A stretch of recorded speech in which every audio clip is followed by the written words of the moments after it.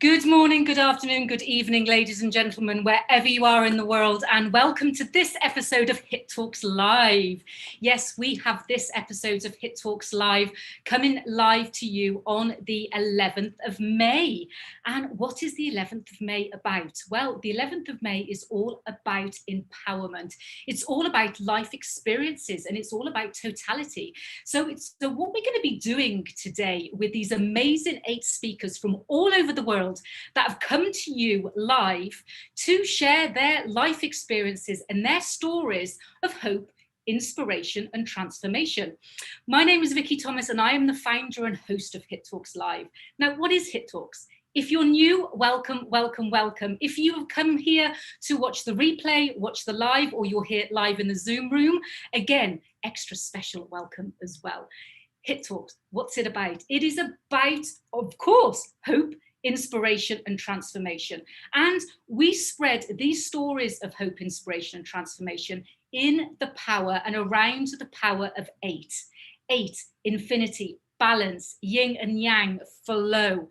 And we bring to you 8 speakers speaking for 8 minutes for 8 different perspectives. Isn't that just magical? And the other thing you need to know about Hit Talk is that nothing is planned. Nothing is scripted. So we will go off on a cloud sometimes. We will go off and fly on a unicorn sometimes, depending on what is coming through at that time from each of these amazing speakers to what their heart and soul feels of what they need to share with you watching on hope, inspiration and transformation. So we are going to have an absolutely amazing time here. So stay with us, come back and watch the replay if you're only watching a little bit of it, and watch the recording and share it with your friends, because together we can make a difference. And that is what we're all about. So again, Vicky Thomas here, and I welcome you, and I welcome all these amazing 8 speakers that have come together to share their magical messages. So when we talk about magic and we talk about inspiration and we talk about how we can kind of bring together connections. Now, I strongly, do you think that was strong enough? Maybe strongly believe in the power of relationships. I believe in the power of connections. I believe in the power of togetherness. And when you actually have that strength inside of, and the just knowing of how super and magical that is, then the right people come into your field. And this is what's happened with our first speaker that's going to share with you tonight or today or this afternoon or this morning, whatever time of the world you're in. Because Derek has actually been on Hit Talks before, and he was introduced to me by another speakers, because speakers introduced speakers. And Derek and I just connected. He was just transformational when he was sharing his story. You know, he's a former pastor. He has done so much in the world, but you can read his bio. But I honestly say, bio is a bio, but ladies and gentlemen, feel his soul. Listen to his words. And now I give you Derek for him to share his 8 minutes with you. Welcome back, my friends. Thank you, Vicky, and thank you for everyone else. I'm really glad to be here. And listen, I want to share something with you that hopefully will give you hope, that it will inspire you, and that it will even transform you. Because I went through a life experience where I was a Christian for most of my adult life, and I was in ministry for over 30 years of my adult life. And I studied and I prayed and I did all of the things that I thought were important to do. But here's the thing. I don't want anybody to get it twisted, because I'm not an atheist, but I don't have anything against atheists. And I'm not a Christian, but I don't have anything against Christians either. What I am now is I'm a lovist. I'm all about love. And I really believe that love is the raw material of the universe, that it is what holds everything together. But I want to address something really particular today. I want to talk about the quantum of love. Quantum of love. And when we think about quantum, we think about quantum physics, and some people think of something vast, something large, something macro. But the reality is that the quantum is the smallest possible measurable understanding of matter and energy. So when we talk about that, we think of the structure of an atom. You have protons and neutrons at the core, and you have electrons in the orbit of the atom, and we think of those as being the makeup of the atomic structure. But what we've learned is through the Standard Model, you can look that up, is that there are actually smaller subatomic or subatomic particles that are even smaller than the protons and neutrons, and they're called quarks. And so you have quarks, you have leptons, you have bosons, that these are all small. And I'm not going to get into all of that, but all of this is really, really tiny. And these things make up everything that we perceive to be either matter or energy. Now, why is this important? Because what I've learned about quantum physics is that observation, and you guys can write this down, observation actually affects the outcome. In other words, the mere fact that you're observing a quantum phenomenon will cause it to be manipulated. It will cause it to be changed. So things that you look at, the position or the velocity of the thing may change based on observation. And so we get away from certainty and then get into the realm of probability. And this is important, especially when we're dealing with people, because a lot of times we get disappointed when someone doesn't manifest in the way that we expect them to. But the reality is that we all change based on observation. Now, if any of you are parents, this will be absolute proof to you, because when you look at your kids are behaving in a different manner than they do when their friends are observing them. Your child doesn't change. Your child is the same person. She's always who she is. But the outcome is based on the observation. And there's another thing that I want to talk about, is that in the quantum, we have this thing called quantum entanglement, in which if you were to take two protons and quantumly entangle them, and then take one proton and keep it on Earth and take the other proton and move it to Mars, that if you spin one proton, the other one will spin, because the quantum entanglement means that these two things are forever inextricably linked. This is really important to understand, again, in the context of humanity, because we are all quantumly linked. We're all quantumly entangled. And this is why when you have a loved one that goes on from this realm to the next, that you still feel a piece of them in you. You still hear their voice. You can still smell their perfume. There's something there because you are inextricably linked. And no matter where the energy of that person goes, it's always there influencing you, and you are always influencing that energy. This is so amazing, because one of the things, there's a constraint of the universe as we understand it, which is the speed of light, or 186,000 miles per second. That's a constraint that cannot be violated by what we understand. But here's the thing, quantum entanglement, if a particle is spun on Earth and it spins on Mars, then that means that there's something that we cannot yet perceive that exceeds the speed of light, something that energizes at a different level. So we want to remember that all humanity is quantumly linked. This is the butterfly effect, or the domino effect. You could call it a lot of different things, but we have to understand that here in this world, here in this realm, that we are all connected. We are literally part of the fabric of a single being. Now, one last thing before I go. is that matter, or at the quantum level, appears as either a wave, which is a flow of energy, or a particle, which is a piece of matter that can be observed. Now, we human beings are both particle and wave, and I can prove that to you. Touch yourself. Touch yourself right now. You feel you, and that is the particulate manifestation of yourself. But when you walk into a room, it's like when I met Vicki Thomas for the first time, I could feel her energy. So I could feel the wave of her. This basically, something happens that excites the unified field of the universe, and it produces an outcome either as a particle or a wave, but we humans are both.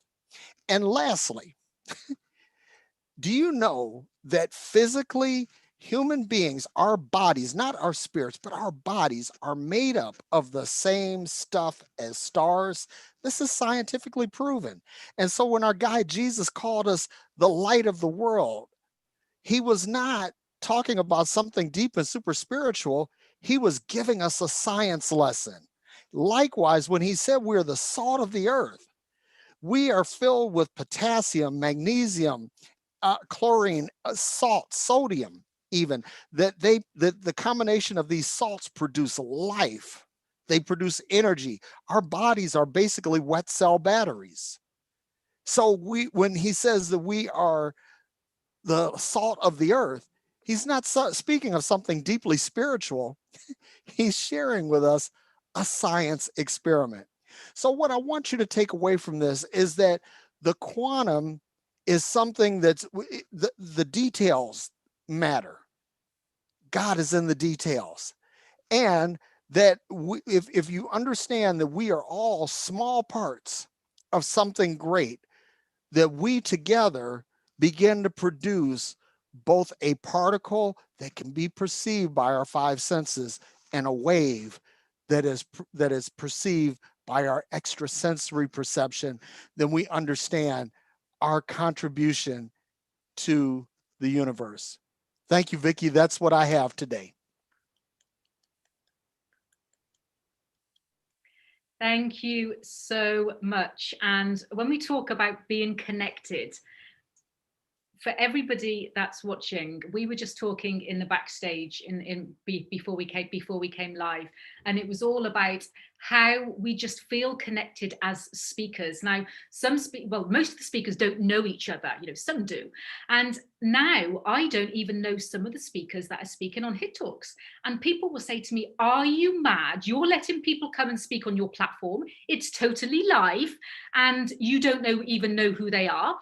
And so I'd like to go back to Derek's point, is that we're all connected. I don't have to really now know these people intimately, because I have that feeling. I know that my atoms are connected with them through the work that I do, through the work that they do, and just through the energy field. So I feel so comfortable that people aren't going to be coming onto Hit Talks that aren't on the right vibration. And we've been running now for 16 months now, and it's just been purely magical. And as you say, Dennis, it's all about entanglement, it's all about togetherness. And quantum, as you know, being a quantum healer, I love it, love it, love it. So thank you so much, Derek, for sharing your amazing words of wisdom. So love you, love having you back with us. So we will see you very soon. So sometimes, do you think I need to slow down? I just get so excited about Hit Talks and going through from speaker to speaker that I don't even think to speak. It's just like all just coming down in downloads. I'm just like really, really excited. And I'm really excited to actually present the next speaker, because she is an absolute dynamo. And I'd like to say that she's just a magical unicorn. And she's just, when we talk about love, you can talk about somebody that loves life and just literally puts herself into the energetic vibration of just living life. Now, we all have our ups and downs, but Rachel doesn't she doesn't vibrate in any lower vibration, whatever's going on in her life. She's just like I would say I call myself a galactic unicorn. She's my sister galactic unicorn. And then, she will go running down the beach and singing and dancing in the rain. I hope I'm not giving too much away, Rachel, just to kind of enjoy yourself, because that's what it's all about, isn't it? It's about living life. So, Rachel, I'm so glad that you're back with us at Hit Talks. Your last Hit Talk that you did has brought to us 2,000 views. So anybody that wants to go back and watch the previous episodes of Hit Talks and the original 8 minutes of their videos, Rachel's video has hit 2,000. So well done, my darling. Anyway, my love, I now give you your 8 minutes. Thank you so much, Vicky. It's so exciting, isn't it? That there is literally so much love in this world. And I think if we just really connect ourselves to it, and thank you so much, Derek, for your words of wisdom as well. In terms of quantum entanglement, though, it is fascinating. I love quantum physics because it is the foundation of life, and how we observe things, how we, take things into our lives and actually ride with things, whether they're necessarily as we perceive good or as we perceive as bad. And you don't learn anything from doing things the right way. Sometimes you have to relearn things over and over before you get it. But the quantum entanglement is fascinating, and I learned a lot about it in Ho'oponopono. And that was, it's all connected. We're all connected almost like a spider's cobweb.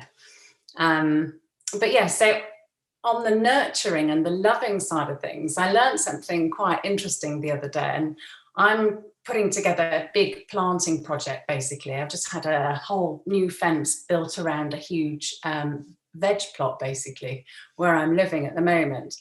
And plants love heat in order to germinate. And so I found a beautiful red brick southern wall where the sunshine is penetrating the greenhouse. It warms up this back wall, and all the seeds just love germinating in this environment. And then I take them down to the veg plot, and each plant grows so much better when you plant it, from one small container to a slightly larger one, to a slightly larger one. And my feeling is that they love the attention. We all love love. And it is such a very basic kind of understanding of life. But in terms of kind of nurturing and having the rug being taken from underneath your feet, and I experienced that in April last year, and it's been a year now since I had literally the rug taken from underneath my feet, and I just had to go with the flow. And it has been the most magical journey, because I've learned to let go. I've learned to try and stop controlling everything. I've learned to fix a leaky bucket of payments going out left, right and centre that I had no idea about. And until you kind of really stop and take stock and really love and nurture every element of your life, whether you've got skeletons in your closet or, you need to sort out all these different things, and the inspiration as well. I have a very good friend who has decided in her 60s to change her career, and she wants to help people marry. And I thought it was so lovely, because she's been supporting her family all her life, and now she really wants to do something for herself. And I thought, what a lovely change of direction, that you're wanting to celebrate other people's love and togetherness. And life is more about community. And I think, in these ages, we are getting back to community. We're getting back to kind of understanding, where do we actually initially come from, and how do we share that love with each other? How do we nurture each other? It's wonderful. It really is. And it's those small things that we do for each other that make the biggest difference. And I still hug. I think it's against the rules in some ways, especially with what's going on at the moment. But, hugs, left arm ups, I call them, and it's heart to heart. And they've done lots of experiments, actually, and it actually physically makes you stronger, because you're connecting via the heart. And we're powerful, we're powerful beyond imagination in so many different ways, and how we can affect each other and how we can share what we know. And through our passions. And I think that's the loveliest thing, is passion. And all passionate about different things. And that's what I ultimately love. And everyone's so completely different, that it is magical, just kind of learning and understanding what makes somebody, you know, happy, what makes someone excited about something. And, you know, how can we build on it? How can we, you know, take that, nurture it and grow it? Just like I'm growing all the plants, I've got a lot of potatoes, a lot of broccoli, and you know, there's all sorts of things that I love. And I've just had some sweet potatoes delivered. So I'm super excited about, you know, growing and nurturing all the plants, and then to have a community come along and actually being able to feed everybody for free. Now, I'd love to be able to do big projects where you create free technology, free electricity for everybody, free food, where we all help each other. And I think we are going to go back to those days.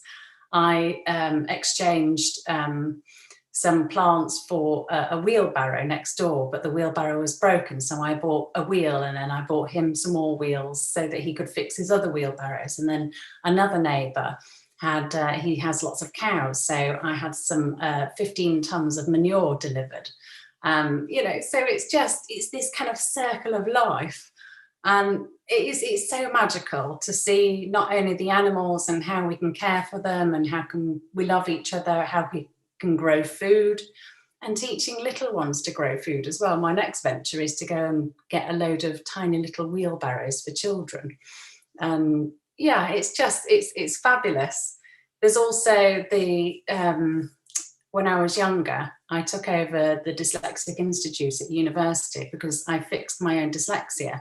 And it is something that I spoke about on the last speech as well, but so many people don't know this, that any exercise where you can make yourself dizzy, running around a chair looking at the ceiling, and then having to regather your balance actually makes you brainier.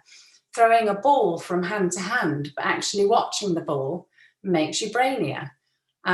So literacy, numeracy, and memory skills are all increased. So you can be super bright and become brighter. But there's so many kind of different ways in which, you know, we can help each other. And there is no limits. There really is no limits to what we can actually achieve. But you know, we've got some magical speakers tonight, and I really appreciate your introduction, Vicky. Thank you so much. I love unicorns, and I've got a blown up unicorn downstairs. I should have brought it up. That's quite funny that you said that. And the quantum entanglement is absolutely so true and so bang on, because this is the circle of life. We have 8 minutes to speak. And I was thinking about the pattern of a number 8, you know, and that it's forever flowing. And Vicky, it's the 12th day of the Mayan calendar. Is that correct? Yes. It sure is. Nod. So, and 12 signifies the conclusion and the new beginnings. And it really does signify the number 8 and the way it flows. Just it's that, you know, continuation of grasping each moment of what we have, and it's loving that moment and being in the moment as well. I think time exceeds speed as we get older, because we have so many times in relation to how we're feeling or what we're looking at and understanding, and we relate it to so many different things that we don't think about it in the now, which is where children are. They can't relate it to certain times in their life.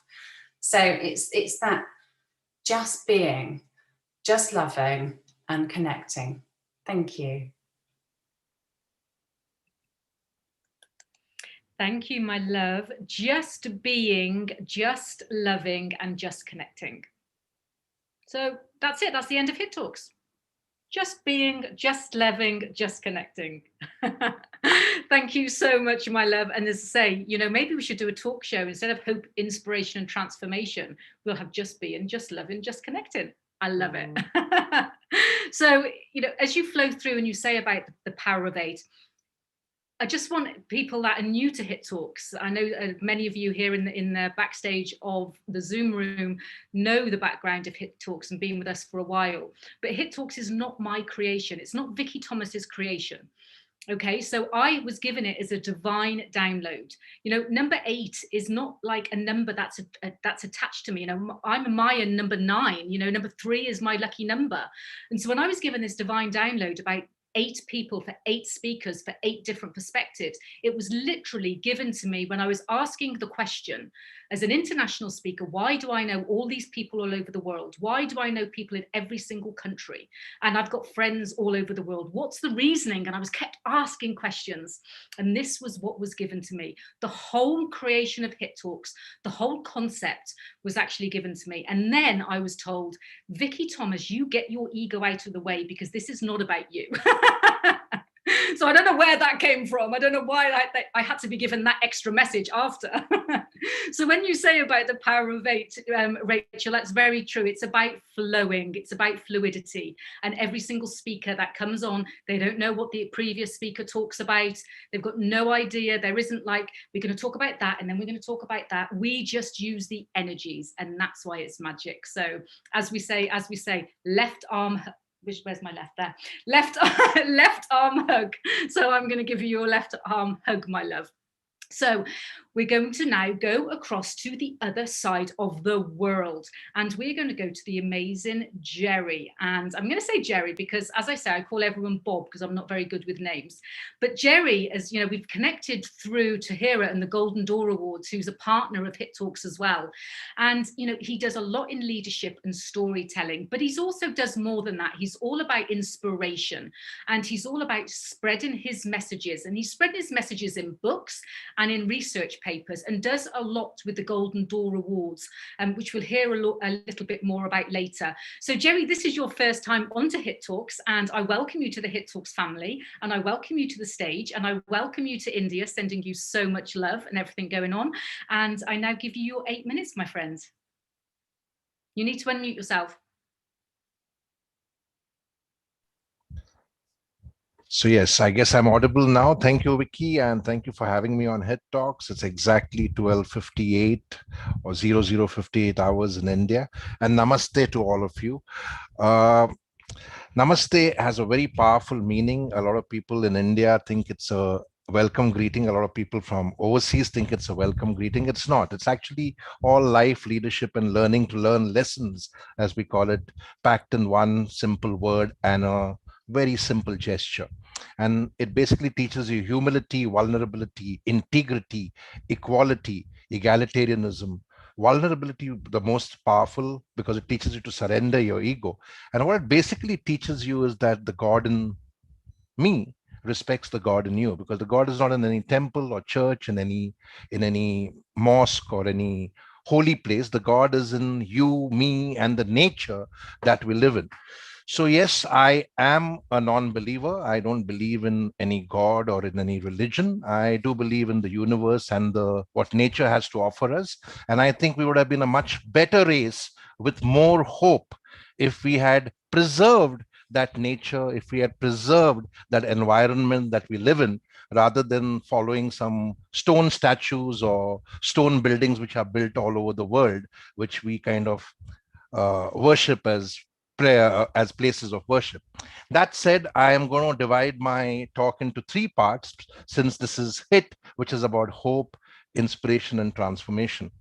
And I think right now, as we are stuck in the lockdown with the pandemic, which is looming large over all of us, hope is what we all cling on to.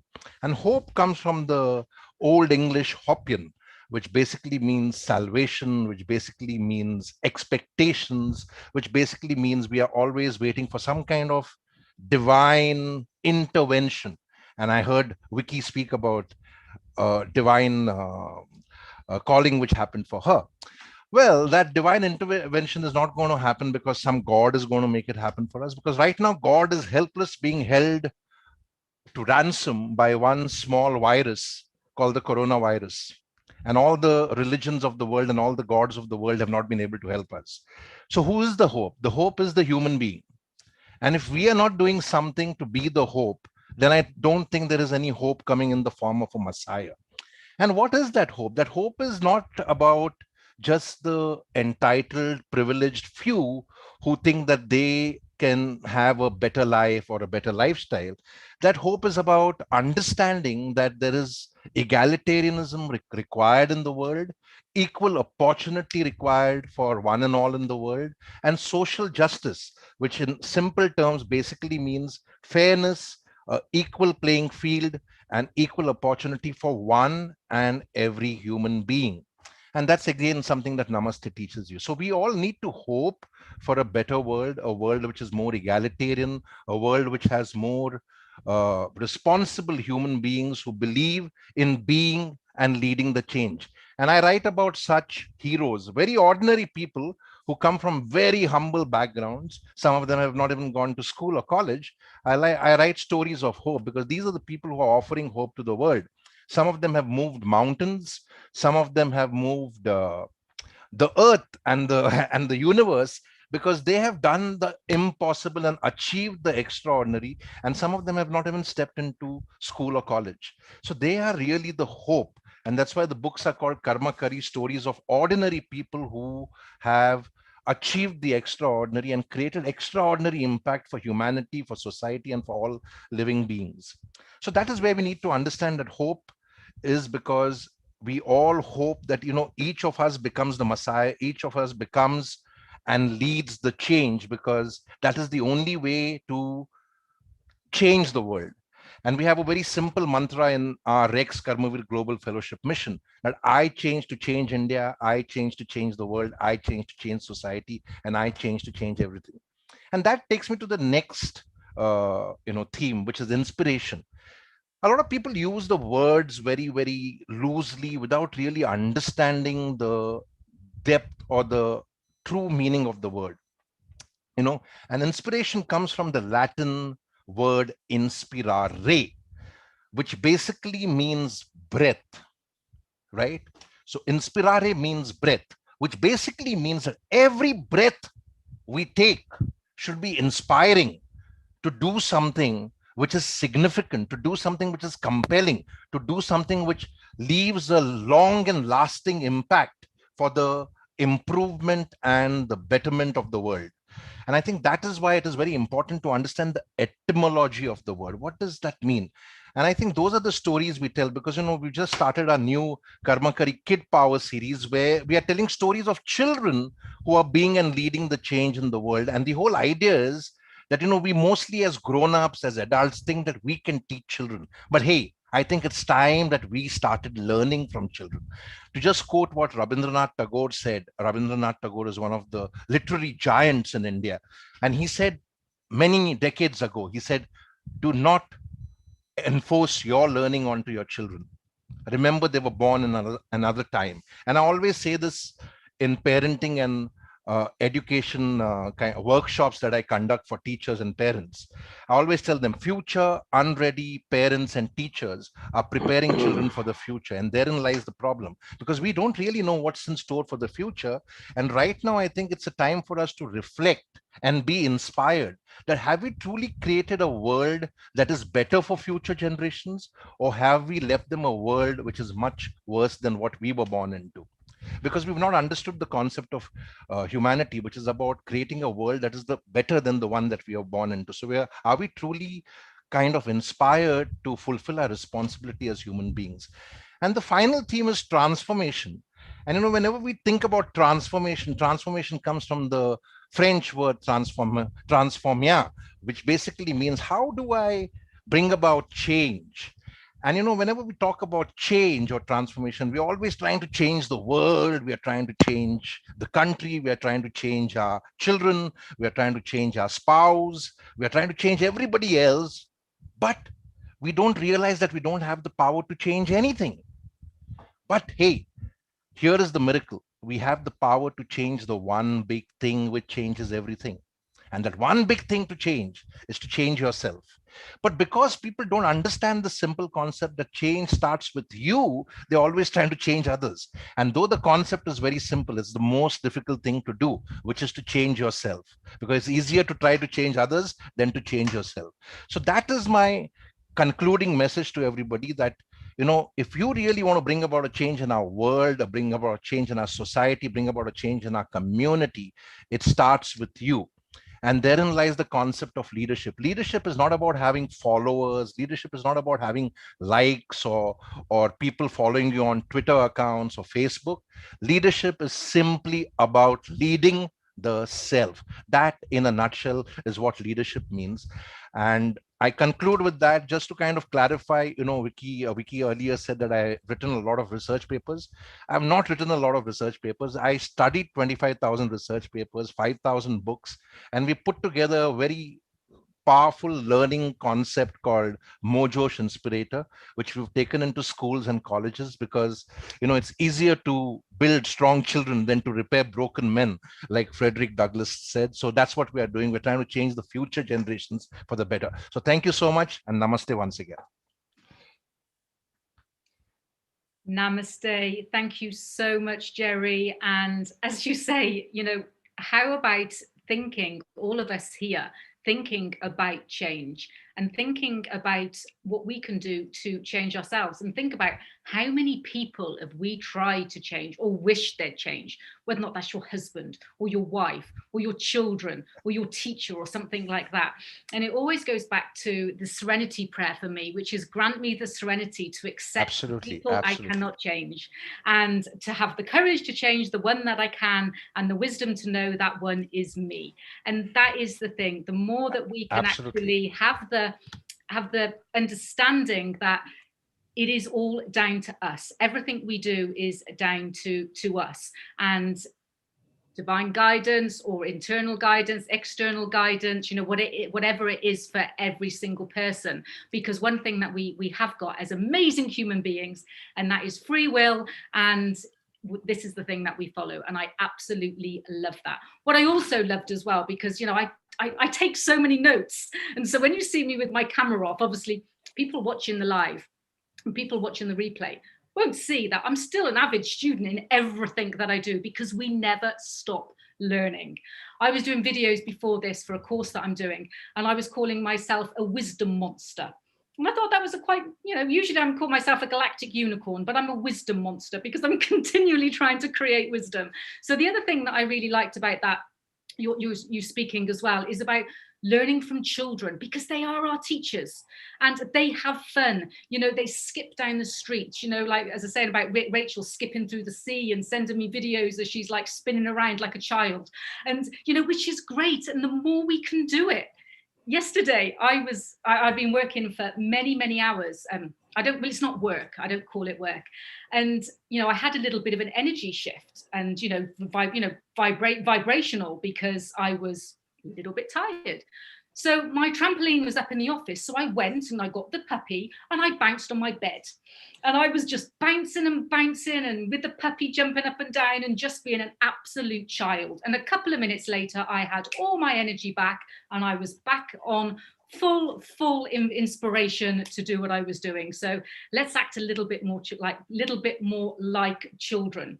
So this brings me on to the next speaker. And I'm not saying that this next speaker needs to act like a child, but I know that this next speaker is an absolute avid ambassador. That's the word I was looking for. An avid ambassador in inspiring women and children in change. So it's magical the way that the speaker sequence, which isn't planned for people not knowing, the speaker sequence actually comes through, because Beth, she has got stories of inspiration that she's been through, stories of inspiration, how she's been able to support her own family through inspiration and through change.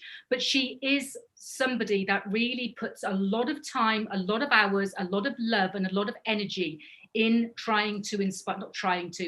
in inspiring women and children in the autistic space. So Beth, welcome back to HIT Talks. We've had you here before, so it's great to have you back.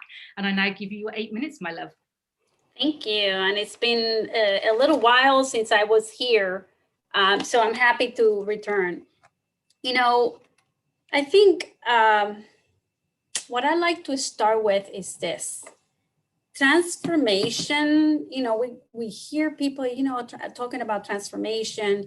And I think that the reality is, you can't transform people unless something major happens to you. I think for me, the key is to help people find their gift. Once you find your inner gift, that person will transform itself. And let me explain that. So, Vicky spoke about, me being an advocate for, children with, it's individuals with disability in general. And I'm not going to bore you with all the roles that I have within our community to support that. But also Hispanic business professionals, women, and on many organizations that support women and minorities in general. So I'll use my son as an example. It took us about 13 years to find my son Matthew's gift. For children with autism, I think you guys will sometimes read that, people are able to identify their gift, whether it's music, whether it's, arts, right away. And for us, it took us about 13 years to find Matthew's gift. And it came on a very unexpected matter. And that was, we were at a zoo and we were looking at this animal and we're like, oh, what animal is that? He's like, oh, this animal is this and, runs this many miles and comes from this country. We're like, wow, you're like an encyclopedia.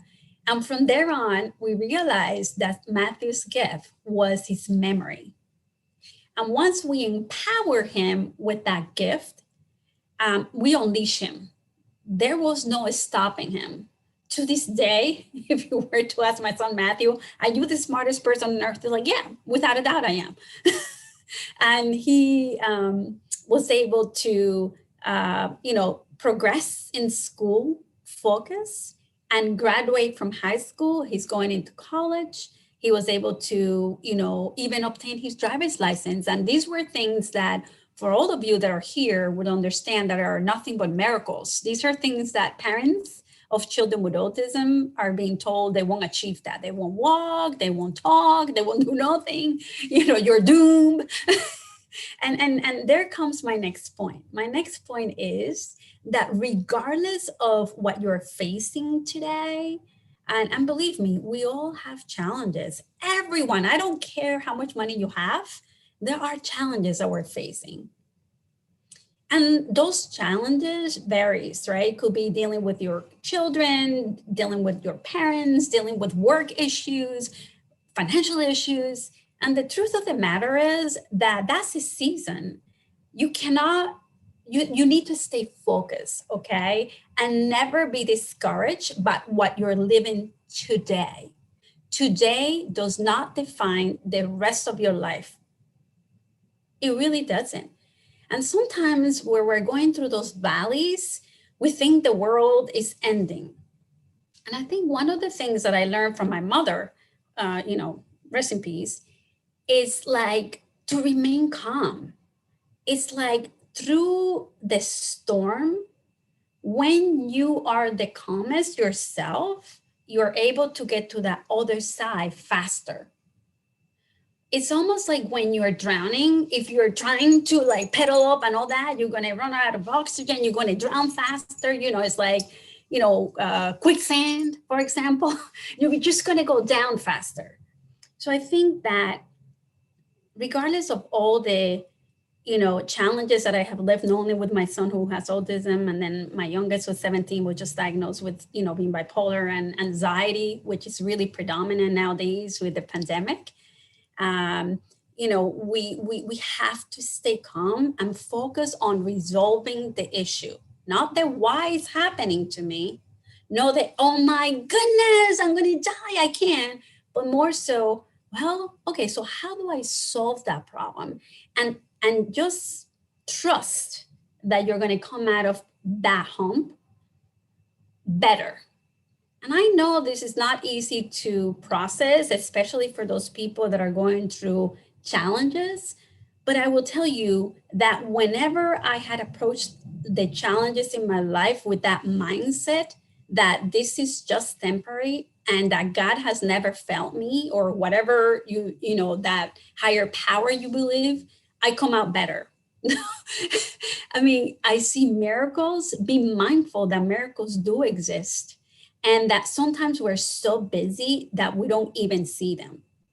The next thing that I want to talk about is, what can I do? Once I found my power, once I found my gift, what can I do with it? And I think that sometimes we as, humans, and sometimes we tend to think that you can't make a change, that you can't bring difference. And I'm here to tell you that, people like Mahatma Gandhi, people like Martin Luther King, those people brought huge changes, and they were not kings. They were not people from families that have money. So you do not need money. You don't need to be an elected officials. You don't need to have power to bring change and help your community. Making a phone call for someone to assist them, that's helping. So sometimes people think that, in order for them to help, it has to be something major, but it doesn't. For me, I'll give you an example. I noticed we didn't have a park that was inclusive for children with disabilities. And I went to our mayor and I said, listen, can you put a fence around one of the parks that exists in my town? And some benches in the front of the door, so that if the kids run, they don't run to the street. And what did that turn into? That turned into a brand new state-of-the-art park, $750,000. It was a simple question. I'm going to go to the third point, and is energy. Energy is important. So make sure that you surround yourself with folks that have similar kind of your energy. Run away from those who you could feel that their energies is not aligned to yours. And make sure that you always feed your mind and your soul with that positive energy.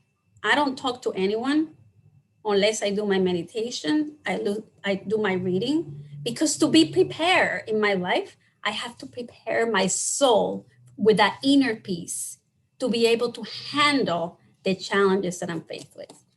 So, Vicki, I don't know if I ran out of, I still have about 30 seconds. I saw you come up. I think, in summary, I find that fear is nothing than excitement waiting for an attitude change. Fear is nothing but excitement waiting for an attitude change. So when you feel that fear, it's excitement. Change it into excitement and embrace it to do what you were born to do. Each one of us was born to do something. Trust me. Thank you so much, Vicki. You're welcome, my love. And, I love it when the timers come on. Spot on. And as you were talking about the fear, we talk about feel the fear and do it anyway. There's a book by Susan Jeffers, I think it is, and Feel the Fear and Do It Anyway. And I remember reading it years and years and years ago.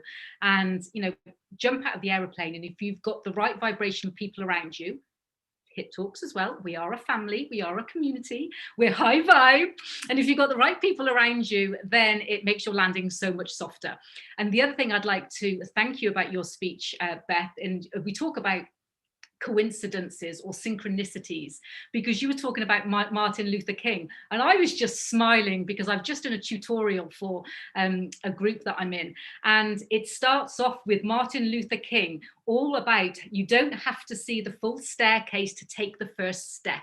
And I find that so key, because when we're evolving in life, and today, the energy of today of this Hit Talks is all about life experiences. And if we think about it in life experiences, is that sometimes we just want to get to the top of the stairs, don't we? We just don't want to take step by step by step, because that just takes too long. But as you said, just seeing the first staircase as the first step and not having to see the whole staircase before you take the first step. Thank you so much for sharing that. And when we talk about taking the first step, this brings me on to the next amazing lady who is not far from me here in the UK, because I live a borderline Wales in England, and she is in Wales. So because of the lockdown, we haven't had the opportunity to meet up, but I'm sure we will shortly. but all the way from Brazil as well. And her and some other speakers in the group have been talking Brazilian in our speaker group chat. I got no idea what they were saying. So I was like, okay, again, synchronicities. But Elena, you know, I always get the words wrong. People's name. I did say to everybody, I'm just going to call everybody Bob, because we're world class. It's just so much easier for me as a Brit just to call everyone Bob.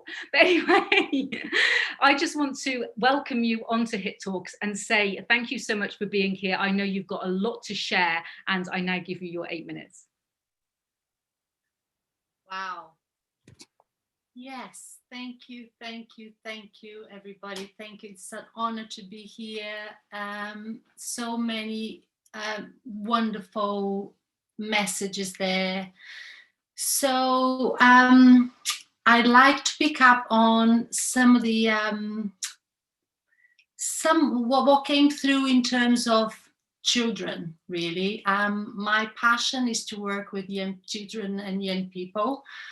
And I'd like to talk a little bit about the lack of emotional literacy. You see, the lack of emotional literacy, and I'm going to turn into this a real raw personal experience here. The lack of literacy, emotional literacy, killed my husband. And it almost killed me as well. And it kills many, many people across the world. And the fact that we are here on the planet to experience life, and the experiences that we have comes from our emotional world, our social world, the way we engage with other people and our environment.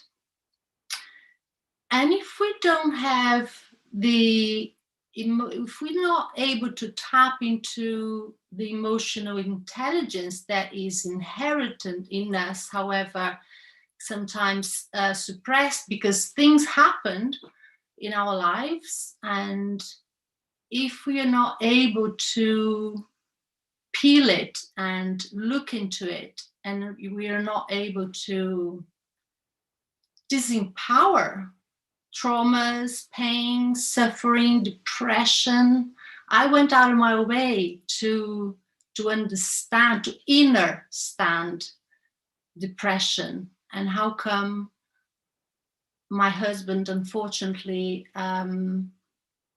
had to sacrifice his own life because there was an emotion so raw within him that he was not able to decipher it and deal with it. So emotional literacy, emotional intelligence is paramount, particularly now when we are going through this enormous, challenging, global issue that we are having to distance ourselves. We're not able to hug each other. And this is bringing about even more suffering. If we are not empowered enough, we're not able to teach our children how to tap into their emotional intelligence. Education. See, I as a counselor, working as school counselor, after having my own issues with depression, I went out of my way to be able to be in a position to empower children and young people to be able to deal with their emotional upheavals. However, after a burnout, working in that environment, I decided I refused to work under the broken systems so that I could do the work I do today. so that I can be a beacon of inspiration and information to inform, inspire, educate, and empower human beings to validate our emotions, to be able to understand that whatever we go through in our lives, the experiences that those circumstances make us feel, it's important that we understand that we are bigger than our circumstances. We are bigger than the issues in our lives. And if we are equipped with the tools that we need in order to understand that, then we are able to navigate life with more ease. And Beth touched on the inner peace. And Vicky also mentioned the serenity prayer. So emotions either causes us to feel pain or pleasure. And there is nothing wrong with feeling the pain. There's nothing wrong with feeling the pleasure. It's experiences. What goes wrong in our lives, in our lack of understanding, in our lack of emotional literacy, is to give our power away to either of those emotions. If we give our power away to pain, to guilt, to anger, to things that makes us feel uncomfortable, then those emotions will take over our lives. And so in terms of being able to decipher that and look into whatever it is that is causing some experiences for us with a different lens, so that we know that we are more powerful and bigger than the issues that are going on in our lives, then it's important to really find that inner peace, because inner peace is an inside job. So when I was going through the dark night of my soul, in the depths of my despair and my challenges and pain, I was able to find a recipe in a Chinese proverb that goes, if there is light in the heart, there is love in the person. If there is love in the person, there is harmony in the home. If there is harmony in the home, there is honor in the nation. And if there is honor in the nation, there is peace on earth.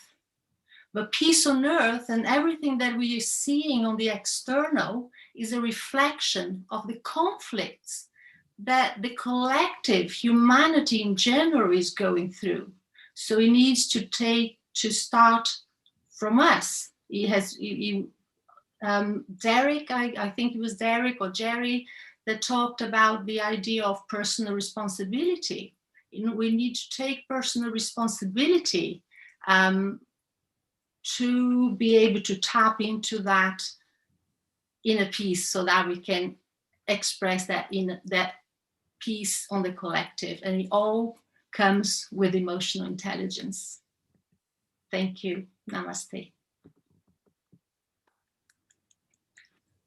My love, I just like to say to you, thank you so much from the bottom of my heart for you sharing and being raw and real, because I know that you were nervous. And this is the thing I want everyone to know about Hit Talks, is that the more that we wrap our arms around each other, and if you were here in the Zoom room, or you are here in the Zoom room, you can feel the love, you can see the messages and the support, because when you're raw and real, and all the speakers are raw and real, and you can feel it in Elena's energy that she was very nervous about that, and you've done an absolutely amazing job. I'm so proud of you, and the inner peace. And it's an inside job, and you have done yourself service. You have done the viewers service by talking about your inside job. And you know, you are the light, and you're sharing the light out. And when we're sharing these messages of hope, inspiration, and transformation, like you have just done, there is going to be somebody's heart that you've touched. There is going to be something that you've said, something that all of the speakers have said, maybe just one nugget, maybe two, maybe just a little sentence or a word that's just going to touch their soul or their heart in some way. And that's how we give them hope. That is how we actually give them inspiration. And that's how we actually help them transform. So thank you so much for sharing. So, and when we're talking about inspirational people, well, this next lady, I can honestly say, hand on my heart, I have never met before, but I feel her soul. And as I mentioned earlier, I don't need to have my ego in the way. I know that because the partners and the speakers that we've had on Hit Talks that keep coming back and continually coming back, they recommend other speakers to us. And they say, this speaker is going to be amazing. They understand the energies. They understand how we work here and what we do with Hit Talks. And this is why Wai Ching was introduced and said, she's going to be amazing. And then I met her and I was like, yes, she is part of the Hit Talks family. And when we actually look at what she's doing, and we're talking about the quantum, like Derek was talking about the quantum and all the synchronicities that's going on, you know, the healing and the ancient wisdom that she goes through, same as what Elena's doing, same as the healing and the quantum that I do. It's all aligned. It's all synchronicity. So anyway, Wai Ching, I now give you 8 minutes, and welcome to the Hit Talks platform, my love. Vicky, thank you so much. And yes, I'm so very heartened that we know each other, my love, you know, galactic sisters, unicorn brothers. And so we have danced together in the stardust and the moonlight. And, you know, when I was first invited to come to speak, it was like 2 nights ago, I just felt a tingling in my cells, you know, this memory and this excitement. And I said, yes, you know, definitely, I will come on. And I'm heartened, really, and to accept this invitation to speak extemporarily. That means I don't have a script as invited. And this is actually so refreshing from the many discussions and presentations I've had to do with all the, you know, PowerPoints and so on. So I have no idea where I'm going. And I love this. As a Pisces, I love this kind of conversation and converging with all you beautiful souls here. And I must say that that this figure 8 and this number of 8, this council of 8, I call it here, and the infinity really is close to my heart, because that's what the Council of Light has told me to call this Qigong that I teach, is infinity and quantum. And that time I had no idea what quantum was, you know. And when I heard the voice quantum to tell me if it's quantum, I said, like, what? And I said, well, I'm not a scientist. I can't call it quantum. And they told me, believe me, my love, that you know what it is. And that's because of my own self-healing from potential cancer and using Qigong, and then tapping into the ancient wisdom of the truism of the quantum field as the energy in the Chinese cosmology, which is called the Wu Qi. So the Wu Qi is the term that's used for the quantum field. And it has all the same characteristics of being nothing and everything, of infinite possibilities and of surrender.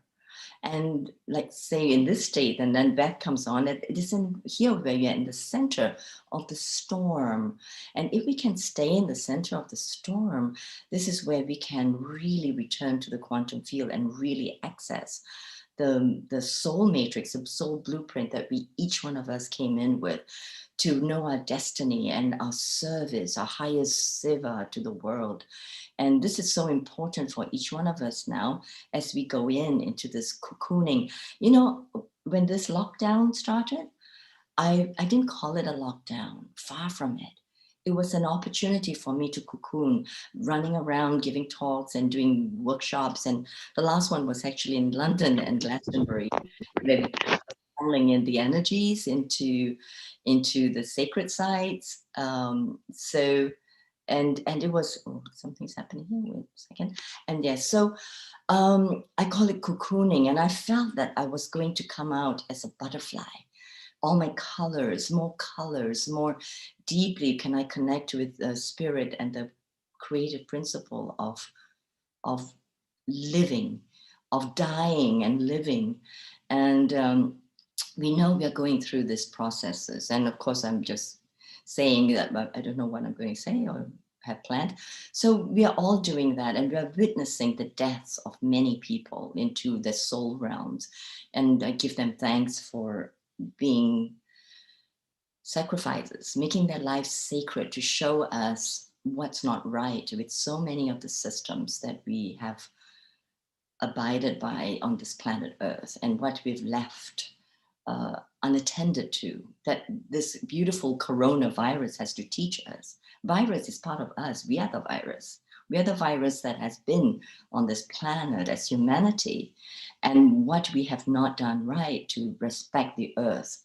And so this is really teaching us. It's a huge teaching, just like death, just like suffering, just like pain. It's a huge teaching for us as humanity to right ourselves, to bring the integrity in, to cleanse our bodies, the microbiome of our bacteria, the parasites, the viruses in our body. So it's a huge opportunity for us to detox, which is what I'm doing, physically, emotionally, and spiritually too, so that I can reweave a new matrix of light within myself to be of better service. So especially in this emotional time that where we're learning now the emotional intelligence, which Eliana spoke about, that we haven't had the maturity as human beings to learn how to deal with this chaos. And part of this chaos is part of that feeling, and together with the quantum entanglement that we are feeling of one person's chaos. It was a difficult time last week for me, because I was dealing with so many Indian friends, whose families were dying in India. And well, we can say whether it's real or not, this virus, whether it's been manufactured or whether it's deliberate or not. But the fact is that people are suffering and people are dying. And we haven't learned how to breathe properly. Right? And so I'm teaching figure 8 breathing 8 counts in, 8 counts out. And then there's advance of breathing in 8 counts in, holding, and then releasing for 8 counts, and then cruising for 8 counts. This is the technique that has come through me to teach many people who have come to receive some support, some help, including away from completing their own lives because they can't handle where they've gone, the descent. And we have to uplift everybody in our frequencies to come forward. I'm just checking my time. Actually, I've forgotten that I actually had to start my timing. So I need someone to help me with that. So we are in this timeless space, and to share these moments, and to learn how to be emotionally aware, and also to be fully present in each breath, and learning how to breathe again. And this condition, I think it's really telling about where we are right now, when we've been afraid to speak, when we've been afraid to step out into our power and to reclaim. And I speak about it myself personally, because I have not been wanting to step out into my own power and to reclaim and to inspire myself. That's inspiration. And because I'm asthmatic and I could have had cancer, ovarian cancer before, and it was through my own healing process that I come to this. So I need to inspire myself this time, and to transform myself, and so help to transform others and give hope. Well, as someone said, hope is not a strategy, but it's a beginning of it. And so we have to activate this and bring in the integrity of our spirit, Shen, and then our minds and our hearts, and into the second chakra, into the earth, and take action for ourselves. So I'm just feeling so heartened, and to be with this community, this communion with all these star beings and star sisters. And I also speak the light languages, and I don't know what my timing is. I'm sorry. And so I like to just ring in the 432 frequency of the heart. And this is my beautiful little Kuan Yin crystal bowl. And so if you like to receive as a gift,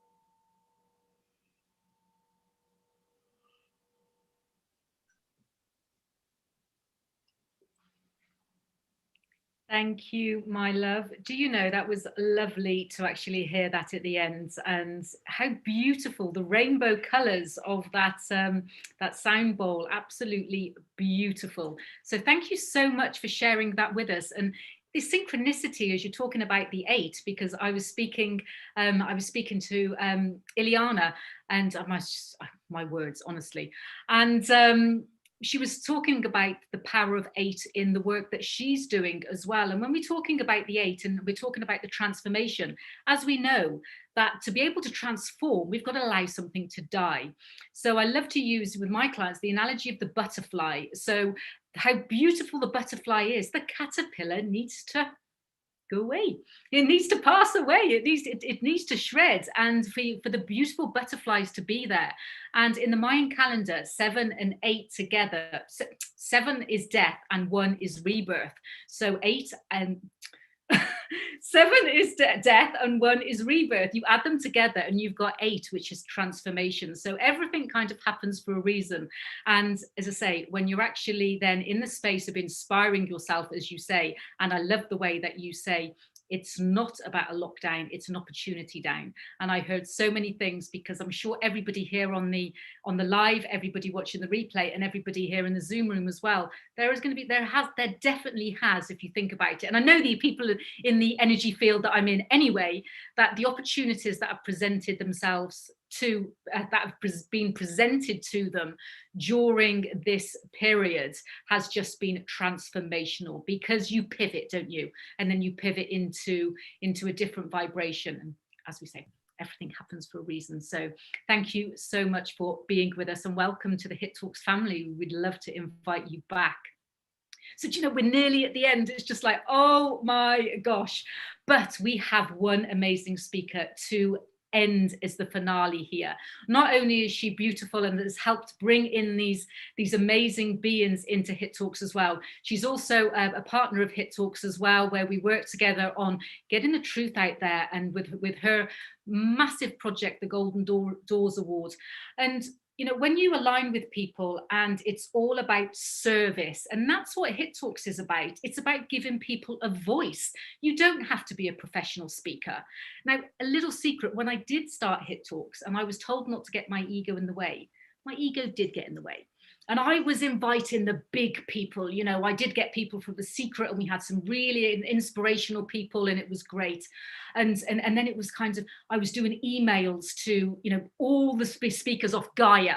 And I was just like trying to get all these are kind of inspirational. Everyone's inspirational. And then I had this message saying everybody is inspirational, and give everyone the voice. And this is what Tahir is doing as well through the Golden Door. And she's one of the people that I know, you know, she gets up at stupid hours in the morning to speak to people, to go on talk shows, to spread her message, and to actually help give people the voice of truth. So thank you again. And you've ran your own special edition, so you're a definite pro of Hit Talks. So thank you for being part of it, my love. I now give you your 8 minutes. Thank you so much, Vicky. Yes, it's about, I don't even know what time, 4:20? Yeah, 4:15 a.m. Here I'm in Asia. So always good to be speaking on Hit Talks, and very proud to work with Hit Talks. We are so in sync in so many ways through Golden Door. And we have a couple of Golden Door ambassadors here. So, as Wai Ching was saying, yes, it's been a kind of rough 2 weeks, a few weeks. My goodness, it has just been losses, losses, losses. I have family in both countries, India and Pakistan, both extremely affected by what's been going on. And I've been feeling actually quite down, I'll say, because I saw what was going to happen about a year ago, that was going to happen in India, through my ability to see, the prophesy what would about the future. So it has been very, very shocking, and also, feeling that why did this have to happen? Why did I have to see this in advance? But it has also been a realization for me that I had to face this, and it was another level of grieving. It has been like this for me past 2 years, passing, death, passing, all constantly, and people close to me. But each time it would happen, I would discover another side of myself. I would open up another aspect of my emotions and see another side that it would come out of me and deal with it stronger. So when I look back, I would say, look back 2 years ago, I would not be able to recognize myself if I should see not myself now. So in something negative, there's always this positive in at least our character, in how we see things. I started doing research, and I found that in the 1300s, when the time of the Black Death, and what people went through at that time. And it led to, just shortly after, the age of the Renaissance, when Shakespeare came in, and all the Renaissance, the Angelo, Leonardo da Vinci, all of that came after the Black Death. It was as if we were pushed to be creative. We were pushed to be these multidimensional beings that we are, after losing so much of ourselves as humans. And it's funny how there is almost like a repetition. There's a history repeating itself as we look at the Great Awakening. Okay, that is happening now in 2021, 2022 onwards. So yes, as you say, caterpillar, the rebirth, it is going to happen. It's almost a certainty. So now when I see, I really went into the research of it. There's so much that was discovered by historians about that time, that I realized that in the worst of times, we can also bring out the best of ourselves. And we can always look forward, not thinking that is the end of the world, that it's finished, it's over, it's done. Okay, so I would move forward with hope. And even with Golden Door, yes, like you, I used to think that, Vicky, I should only get the best. But I realized everyone had that gift, and everyone is going to emerge to become that best version of themselves. So we want to bring in anybody and everybody who can potentially change the world as a truth creator. Now, the past 1 week, and we'll be doing this every month, we plan to do this every month, we had a challenge, Golden Door. Write, Speak, and Create challenge. So we had ordinary people who may not even be writers to come in and challenge to write and to speak and to create. So it's making what they write about a real reality, as a movement, as any kind of from creation. So we decided that we're going to do this every month, just open it to the public. And just imagine what we discovered this week. People who never thought they could do these things were doing it with such joy. So that just came about this past 2 weeks, this idea to do this and really extend it further to people who have never done these things before, of writing, speaking. That potential opening up, and bringing that sense of hope, that death and birth, birthing something in everyone. So we've been taking Golden Door to another level, and not just that annual prestigious written truth awards, to a challenge that brings everybody out there. And it's so much more exciting because everyone is born to be leader and a follower. Everyone has a gift from God. Everyone has something which needs to be brought out from deep within. Because if you're born at this time, you're here for a reason, and there's something, whether big or small, but even the small is big. So, yes, moving on that pathway and birthing new things. So I really feel that humans, all of us, are going to keep birthing so much more the next few months, the next few years, and to look forward to that. The lockdowns is really going deep within, going really inward. I have not been anywhere actually for the past year and a half, but I've been going deep within and birthing. And that limitlessness, which I spoke about before, it's so exciting, so astounding, I would say. That's a right word, because it surprises me. And to be ready for more surprises every single day. Golden Door is going to keep birthing more and more. And now I look forward to each day with excitement. That's what it is. We should be excited and raise our vibration up so that during this time, nothing can slow us down, nothing can bring us down. This virus will only hit us if you're low frequency. We can be beyond the virus. We can beyond the variants, all these things. Keep ourselves high, keep ourselves optimistic and hopeful, always. As a person who used to be practical, I'm a very pragmatic person.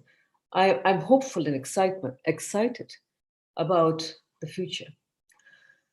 And keep wanting to collaborate, really, to have that trust factor more and more. Every day that passes, I'm looking for more collaborations, closer, trust, and to give more to Hit Talks, and give more to who we collaborate with. That continuous cycle of giving of energy, and without any fear, completely casting that out. So, really grateful to be the last speaker here, because to me, this is going to be what I represent, and I hope, and those who collaborate with me to represent that, the constant birthing process, hope and fearlessness, and generosity. Thank you so much.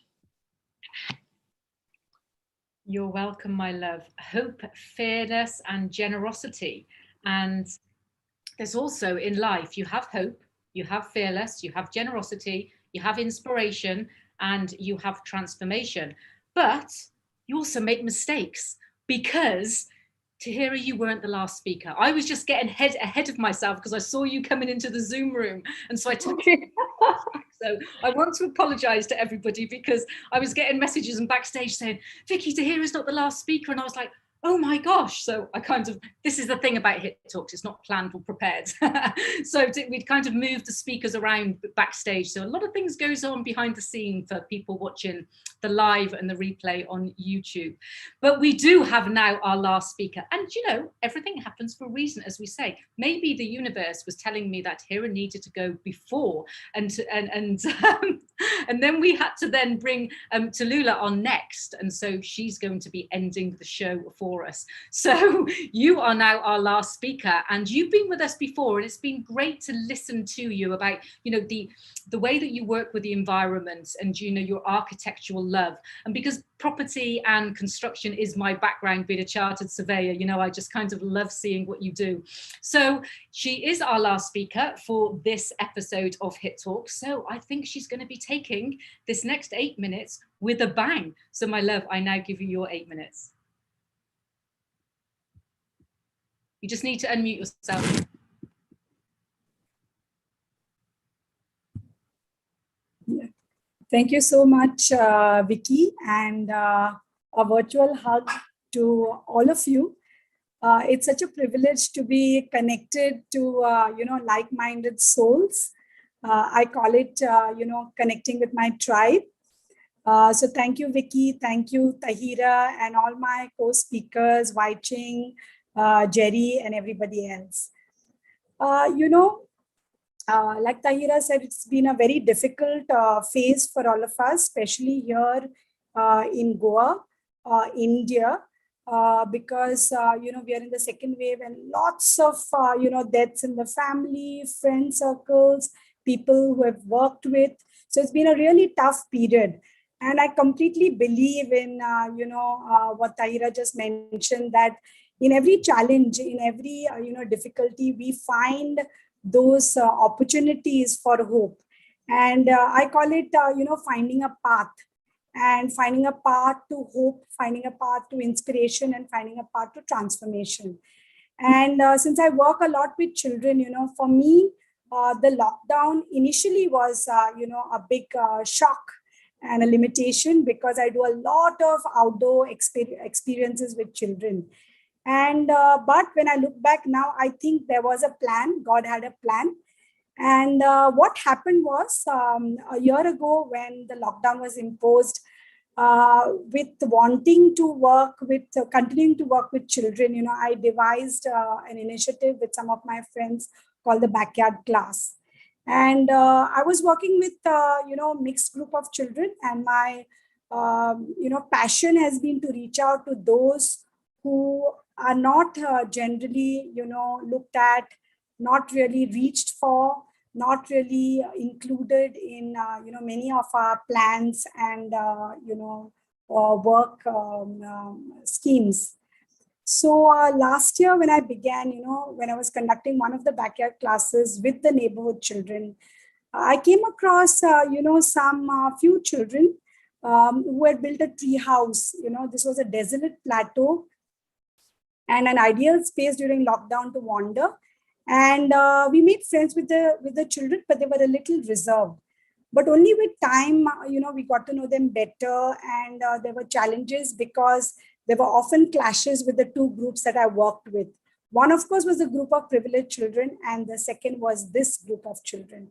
And there were often complaints that, you know, that particular boy, you know, he showed me a knife, or he said a bad word, or, you know, there was something else that he did which is not right.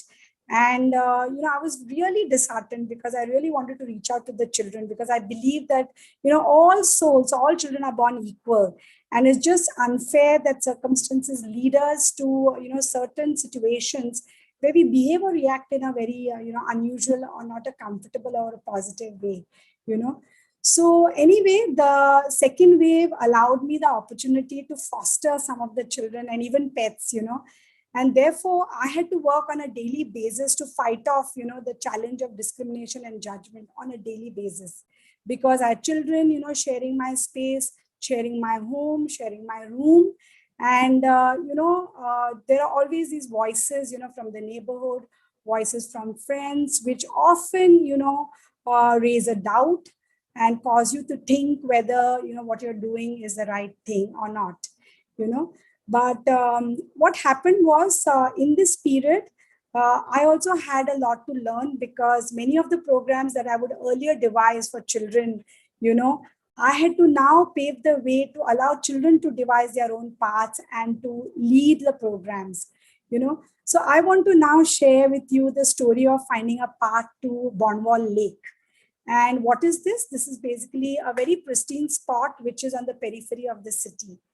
And, over the year, we have had children going to many of these paths, many of these locations on their own behest, saying that, ma'am, let us go to this particular hotspot or this particular beach, and we have just been there to guide and support them. So this particular, lake, which is called the Bonwall Lake, has been literally out of bounds for a lot of people over the year. And when we set out, we just went cycling because it was a location close by. When we started, we made 3-4 attempts to go to the, lake. And the children were excited because, they wanted to swim. The ones that had never gone to water were also equally excited to be able to, be around water.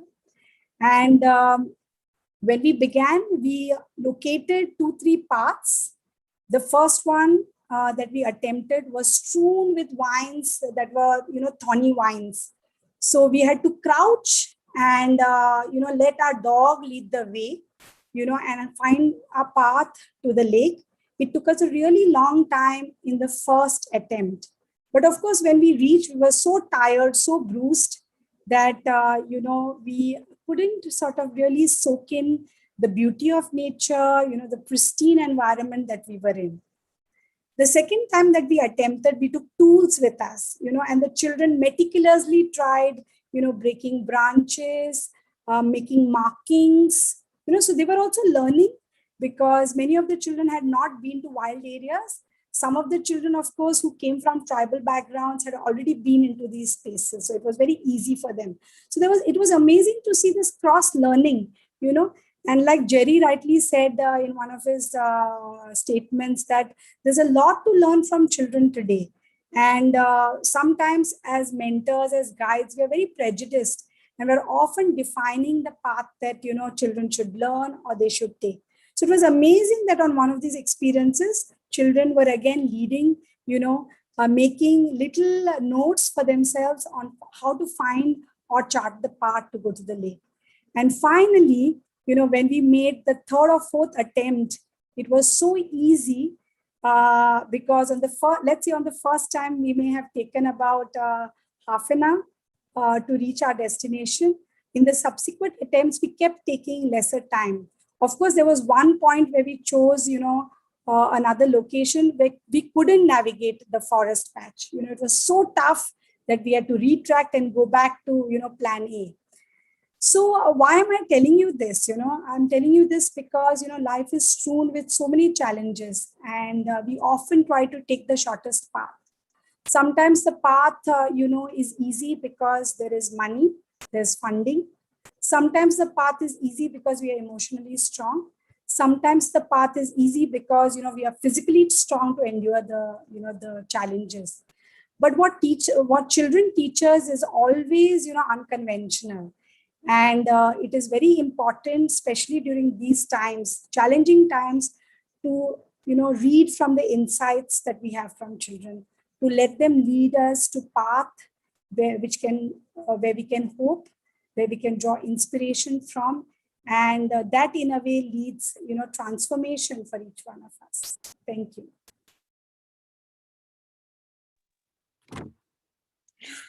Thank you, my love. And you could see that I was doing some things about celebrating you then, and the path. And this is what we're about here at Hit Talks, is about the path and the journey. And we're all on a path of discovery, aren't we? We're on a path of hope. We're all on a path of inspiration, and we're all on a path of helping each other out. And I can say that every single speaker in the room that I know, and I know these speakers now very, very well, and every single person is there on a journey to actually help others. Whatever that might look like, whatever business, whatever opportunity, whatever offering it is. And if we think about it, the more that we put our our vibration and our energy into actually serving and helping others, I found to be true for me massively, is that the universe just supports you in other ways. And how many times in previous lives or old lives, you know, I was very corporate, and so I was in the big city working in property and, you know, playing that game in the financial industry. And you never thought about serving first. It was all about what you could get and what contracts you could get and all the rest of the stuff, you know. It was just not on that sort of vibration. But as Tahira said, it's the way the world is evolving, and it's Hit Talks evolving as well. And it's all the speakers evolving. And this episode has just evolved to the end. And I'm just like, oh my gosh, I do not want it to end. So again, I would like to thank everybody that's watching the live, everybody that's watching the replay, and people in the Zoom room. Don't forget, people in the Zoom room, that you stay on live after we stop recording and going live to YouTube and the platforms where we can all have our little secret chat and a little bit of fun behind the scenes. So we do broadcast between every 10, 11, 12, 13 days. It's not structured because it's all about the infinity. It's all about grace. My eyes watering. It's all about grace. It's all about flow. It's all about ease. And it's also around the energies that's going to serve you as viewers and serve the speakers around the Mayan calendar. So the next broadcast is the 26th of May, and it is on an energetic date of 1 Tihash, which is all about discernment. It's all about tenacity. It's the sword. It's the warrior. It's cutting through the, am I allowed to say shit? It's cutting through everything that no longer serves you. It's like a healing energy. So that's what we're going to be broadcasting on the 26th. And I'd love you to be able to join us. I'd love anyone watching the live or the replay. If you want to be able to become a speaker, if you know anybody, please reach out. We are a community. We're here to serve. And we hope that we've served you in this episode of Hit Talks. And I don't want it to end, but unfortunately we have some fun to have in the back of the Zoom room. So thank you so much to all our amazing speakers. And again, from the bottom of my heart, my name is Vicky Thomas, and I thank everybody watching the live and the replay. Namaste.